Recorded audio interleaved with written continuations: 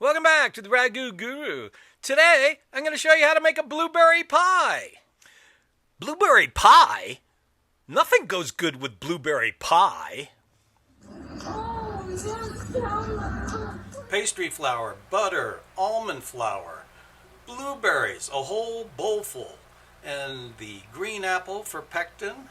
Star of the show, of course, will be our little fun stick, and coffee. You cannot live without coffee. Okay, we're going to put the blueberries in the pot back there, and then we got all of this ready to do our thing.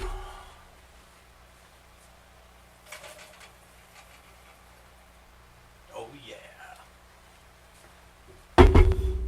Okay, this is going to be an almond pastry. 2 cups of pastry flour, 1 cup of almond flour, and 2 sticks of butter. And you know the act. You got to work it and cut it up and work it and cut it up and work it and work it and work it. And then when you get it to a certain point, you pour a little coffee in there, because you know I like coffee. And then throw it down on the parchment paper and make your snowball. All right, bang, good.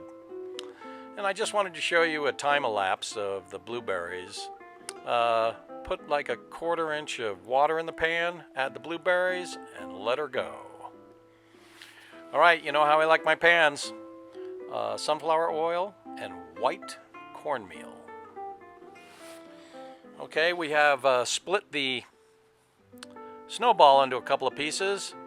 One's going to be the lattice, this is going to be the bottom, and it takes a lot to work this because it just does not want to stick because of the almond flour. Anywho, throw a little glue on there, get it ready.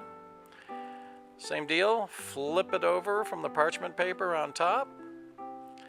Work it down in there, press it down, it lifts the sides and gets all the fat stuff off the bottom. And take your time putting it together because it's very unforgiving. And then poke some holes in it and get it ready for the oven to pre-bake. Nice. Okay, that's been boiling for at least an hour now. Now it's time to put in the apple peel, which has natural pectin in it. Try to get it in one piece if you can, like that. And good to go. All right, the lattice. No fun here. Certainly not my best work. But this is how you do it. You weave it and weave it and weave it and weave it. It's a lot easier with straight pastry flour.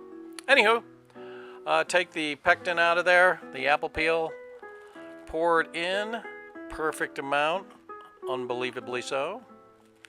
And then the parchment paper, same deal, flip it over on top, peel it back, and then into the oven. All right, out of the oven. That is very hot and bubbly. The next morning. Okay, there's the chocolate ganache. I whipped some cream, and now we're going to cut it up. Now remember, you got to keep your knife clean while you're cutting it. Yeah, there it goes. And then get your little pie thingy, pull it out. First piece is always the hardest. See how the apple peel and the natural pectin make it like perfectly perfect?